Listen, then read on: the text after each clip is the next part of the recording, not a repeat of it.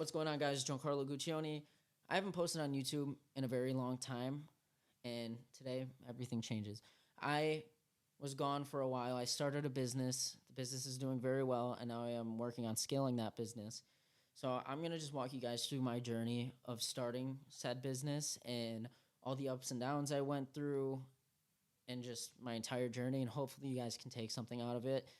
There's three things right off the bat that I can think I did to make my life change. The first is I took a giant step outside of my life. So, what I mean by that, I was supposed to be a real estate agent, and I was planning on just doing that. I wasn't happy about it. I was mainly doing it just to get people off my ass. I was like, I don't want to hear crap from people anymore, so I'm just going to pick something and do it, and maybe I'll find something I actually like eventually, or maybe it'll lead into something that I like more. And I was just going to settle for less. So I was about to go on a trip to California. I had about $600 left in my bank account. And I was like, before I go to California, I'm going to set an intention for this trip. So when I get back, I know exactly what I need to do. And I swore to myself, when I get back, I am not doing real estate. I do not fucking like real estate. I don't want to do all that paperwork. I don't want to sit in an office. I'm going to find something that's not that. So I went to California, and I had this intention of just doing nothing. I just wanted to do nothing. I just want to stay at a friend's house and do absolutely nothing the entire trip. And I'm not saying do nothing is like sit on my ass and watch TikTok. I was just like pure perspective. Like, I just want to figure this out. But to be able to do that, I need to step outside of this tall grass. So what I did exactly that. About 6 out of the 10 days in, I found something I really wanted to do. I bought an LLC, and I said, when I get back home, I am not doing real estate. I am going all in on this one thing. And that was digital marketing for me. I wanted to start a digital marketing agency. So I came back home from California. I came back home with negative $15 in my bank account, because out there I was buying things for what they were worth and not what they cost, because I wanted to feel how that would feel to do that. So I pretty much fucked myself over. I came back home with nothing. But I was like, okay, this agency doesn't have any overhead. I just need to get my first client, my first account, and I need to just grind. So the first thing I did was I recruited a bunch of my friends. I said, okay, if you guys can help me make cold calls, I will give you 50% commission just for appointment setting, and I'll go and close the deal. And my friends helped me out. We called like 40 places a day, and it was rolling. But I remember, before they started helping me, I called a breakfast place. And ring, ring, I called them, hello? I was like, is this the owner of, breakfast place?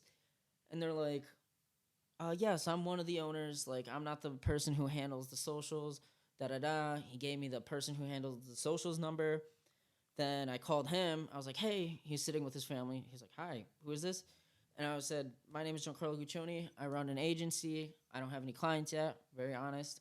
I was like, but I really want to work with you guys and show you guys what I can do. At first, he was like, no. I was like, well, I'll just stop by and, give you my ideas and show you what I'd want to do for your breakfast place. And he's like, no. And he was very just no. So, we got off the phone, and I sent him a text. I was like, really, it's only going to take 10 minutes. I'm not going to ask you to buy anything from me, whatever. I just want to show you some ideas that I have. Boom. He says yes over text. Later on, I figured out that his wife convinced him to do it, but it's all the same to me. So I go to this place, and we're talking. I'm shaking. I don't know if you guys have done like a sales deal before, but I was like, I was shaking out of my fucking shoes. And I ended up closing the deal. And it was not a lot of money at first. It was $500 a month. And I would do both of their breakfast locations. And I was like, I got in my car, and I kid you not, I start bawling.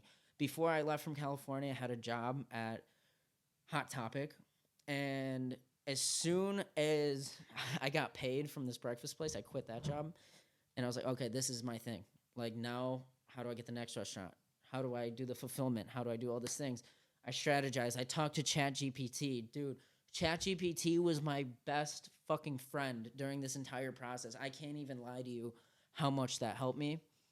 So, I started doing more cold calling. I started posting for this breakfast place, getting this breakfast place a lot of views. Then my second client came. Then my third client came. And then my golden child came. Oh, I don't have a golden. There's restaurants that give me more creative freedom. So I call them my golden children because then they are able to experience the highest value from my service. And I go in. I just walk in. I texted an old manager I used to have at an old job. And I was like, hey, like, what are you doing now? She's like, oh, I work at X, Y, and Z.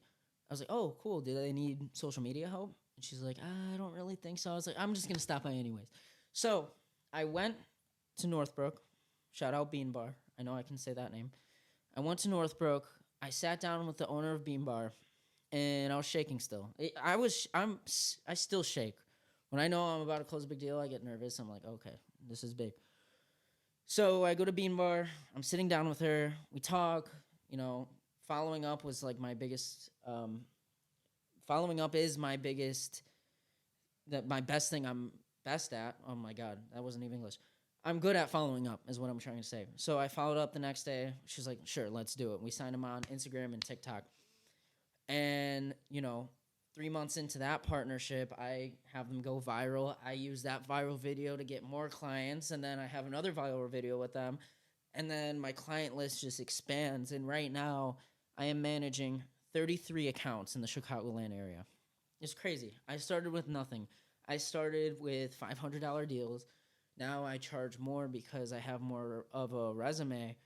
But, starting from here and then going back to here, my mindset during all of this was like, I need to win. Like, I need to win. People do not believe in me. I quit real estate. I quit my jobs. I go job to job. I need to win to prove everybody that I can do what I want to do and I can be successful. That was my whole mindset. It was desperation is what it was. And I think I'm glad I was desperate. And now I'm at the point of my business where I don't have to be desperate anymore. And I feel like my resume can help me market for myself. So we stopped making cold calls. We stopped going door to door. And right now I am just trying to market my business and get more lead generation from online. I just totally missed the whole point. Okay, but my mindset, desperation. During that desperate time when I was scrambling, that great mindset I thought I had when I was broke, when I started making money, when I started getting employees, I literally went batshit crazy. I had no clue how to manage people.